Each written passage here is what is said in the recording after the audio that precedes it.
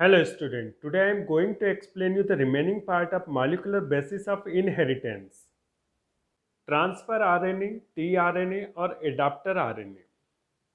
क्योंकि ये जो टीआरएनए होते हैं अमीनो एसिड को कैरी करके प्रोटीन सिंथेसिस की साइट पे ले जाते हैं, इसलिए इनको एडाप्टर आरएनए कहते हैं।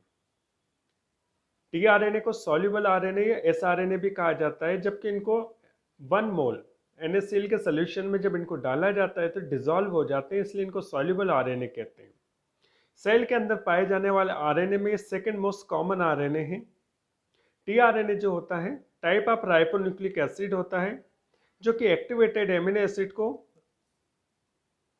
राइबोसोम्स के द्वारा प्रोटीन सिंथेसिस की साइट पर ले जाते हैं। इनका जो मॉलिक्यूलर वेट होता है 25,000 to 30,000 और ये बने होते हैं 73 to 93 न्यूक्लियोटाइड से मिलकर बने होते हैं। स्ट्रक्चर ऑफ टीआरएनए या ट्रांसफर आरएनए। तो टीआरएनए का स्ट्रक्चर को एक्सप्लेन करने के लिए क्लोवर लीफ मॉडल दिया गया था। ये जो मॉडल दिया था रॉबर्ट हॉली तथा उसके सहयोगी जो थे कलीग्स थे, उन्होंने दिया था 1965 में। और ये जो एक्सप्लेनेशन किया गया था कि ईस्ट के अंदर जो एलानिन आरएनए होता है उसके अंदर इसके स्ट्रक्चर को एक्सप्लेन किया गया था। टीआरएनए जो होता है सिंगल पॉलीन्यूक्लियोटाइड चेन होती है, जो कि उसी की जो सिंगल चेन होती है वो स्वयं क्या होती है, अपने आप फोल्डेड हो जाती है, जिसमें 5 आर्म्स होती हैं। There are 20 types of tRNA. TRNA के जो नंबर होते हैं 20 टाइप्स होते हैं, जो कि 20 टाइप्स एमिनो एसिड को कैरी करते हैं। और टीआरएनए के अंदर अनयूजुअल एबनॉर्मल बेस पेयर पाए जाते हैं, जैसे स्यूडोयूरेसिल, आइनोसाइन तथा डाइहाइड्रोयूरिडीन। ये अनयूजुअल जो होते हैं बेस पेयर होते हैं, जिसके कारण ये लूप को फॉर्म करते हैं। आर्म्स ऑफ ट्रांसफर आरएनए या टीआरएनए। तो टीआरएनए में 5 आर्म्स होती है। तो जो पहली आर्म्स होती है उसको एक्सेप्टर आर्म्स या activated amino acid attachment site कहा जाता है, क्योंकि ईच साइड से जो एक्टिवेटेड एमिनो एसिड्स होते हैं वो अटैच होते हैं। इस आर्म्स में कोई लूप नहीं होता है, इसी कारण इसको एक्सेप्टर आर्म्स कहा जाता है। इस आर्म्स के अंदर जो नंबर ऑफ बेस पेयर्स होते हैं वो 7 होते हैं, जिसमें 4 जो होते हैं अनपेयर्ड न्यूक्लियोटाइड्स यूनिट्स होती हैं। सेकेंड आर्म्स या टी आर्म्स या शाई आर्म जिसको कहा जाता है, या शाई लूप जिसको कहा जाता है, it is also called ribosome binding arms. इस आर्म्स के द्वारा जो राइबोसोम्स होते हैं वो बाइंड होते हैं, जुड़ते हैं। द लार्ज सब यूनिट ऑफ राइबोसोम्स की जो लार्ज सब यूनिट होती है इस आर्म से जुड़ जाती है। Generally thymine absent in RNA. Generally RNA के अंदर थायमिन एब्सेंट होता है, लेकिन जो उसकी टीआरएनए की जो सेकेंड आर्म्स होती है उसके अंदर थायमिन पाया जाता है।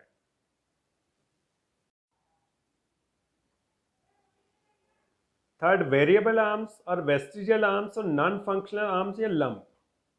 इसका कोई फंक्शन नहीं होता है, इसलिए इसका साइज जो होता है बहुत छोटा होता है। फोर्थ वन जो आर्म्स होती है एंटीकोडॉन आर्म्स होती है, या एंटीकोडॉन लूप कहा जाता है।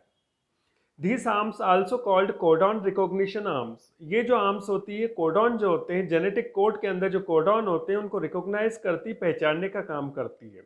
It consist of stem of 5 base pair. इसका जो स्टेम होता है, नीचे का जो पोर्शन होता है, उसके अंदर 5 बेस पेयर होते हैं एंड एंटीकोडॉन लूप। और इसके अलावा एक लूप होता है जिसको एंटीकोडॉन कहते हैं। तो कोडॉन और एंटीकोडॉन एक दूसरे के कॉम्प्लीमेंट्री होते हैं। अब एंटीकोडॉन क्या होता है? Anticodon whose sequence is complementary with the codon in mRNA. MRNA के अंदर कोडॉन होते हैं, और कोडॉन क्या होते हैं? 3 नाइट्रोजनस बेस का एक ग्रुप होता है, उसके जो कॉम्प्लीमेंट्री जो बेस पेयर होते हैं वो एंटीकोडॉन के अंदर होते हैं। फिफ्थ आर्म, या जिसको डी लूप भी कहा जाता है, डीएचयू लूप भी कहा जाता है। इस आर्म्स के अंदर, इस लूप के अंदर जो नंबर ऑफ न्यूक्लियोटाइड होते हैं 15 to 18 होते हैं, जिसके अंदर जो बेस पेयर होंगे, स्टेम के अंदर 3 to 4 बेस पेयर होते हैं, और स्टेम और 7 to 11 जो बेस पेयर होते हैं वो अनपेयर्ड होते हैं। और ये जो अनपेयर्ड बेस पेयर होते हैं ये लूप को फॉर्म करते हैं। Due to the presence of abnormal base pair, इसके अंदर लूप के अंदर जो एबनॉर्मल बेस पेयर होता है वो डाइहाइड्रोयूरिडीन होता है, इसी कारण इस लूप को डीएचयू लूप कहा जाता है।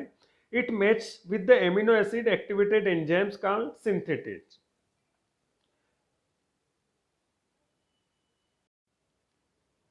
You can see in this diagram the structure of tRNA. TRNA का जो स्ट्रक्चर होता है क्लोर लीफ मॉडल होता है, इसको दिया था रॉबर्ट होली ने 1965 में, और उसके जो कलीग्स थे उन्होंने दिया था।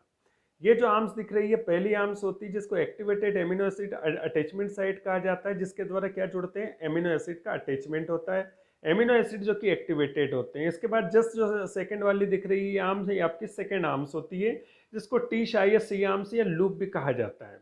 अब इस आर्म्स के अंदर नीचे का जो पोर्शन होता है इसको स्टेम कहते हैं, और ऊपर का जो पोर्शन होता है इसको लूप कहते हैं। इस लूप के अंदर अगर देखा जाए तो जनरली नॉर्मल बेस पेयर होंगे, लेकिन कुछ एबनॉर्मल बेस पेयर भी पाए जाते हैं, जैसे कि इसमें एक एबनॉर्मल बेस पेयर होता है जिसको सूडोयूरेसिल या आइनोसाइन कहा जाता है। इस आर्म्स को राइबोसोम बाइंडिंग आर्म्स भी कहा जाता है, क्योंकि राइबोसोम की जो लार्ज सब यूनिट होती है वो इसी के द्वारा अटैच होती है। उसके जस्ट नीचे की तरफ एक और आर्म्स जो होती है जिसका साइज क्या होता है, बहुत छोटा होता है, जिसको नॉन फंक्शनल आर्म्स कहते हैं या वेरिएबल आर्म्स कहते हैं या लंप कहा जाता है। इसके जस्ट नीचे की तरफ एक और आर्म्स होती है जिसको क्या कहेंगे, फोर्थ आर्म से एंटीकोडॉन आर्म्स कहा जाता है। इसमें भी अनयूजुअल बेस पेयर पाए जाते हैं, इसको आइनोसाइन कहा जाता है।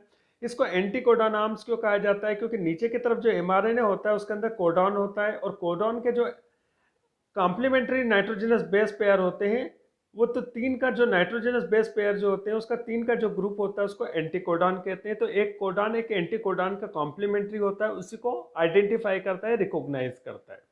इसके बाद लास्ट वन आर्म्स जो देखते हैं अपन, इस आर्म को 5 आर्म्स या amino acid synthetic binding site कहा जाता है। इसको डी लूप या डीएच लूप कहा जाता है, क्योंकि इसमें भी अनयूजुअल बेस पेयर पाया जाता है, जिसको क्या कहा जाता है, डाईहाइड्रोइड्रिडिन कहा जाता है, जिसके कारण लूप का फॉर्म करते हैं। तो इस तरह से टीआरएनए का जो स्ट्रक्चर होता है इसका क्लोवर लीफ मॉडल कहा जाता है, जिसके अंदर नंबर ऑफ आर्म्स होती है कितनी, 5 होती है, जिसमें 4 फंक्शनल होती है और 1 नॉन फंक्शनल होती है।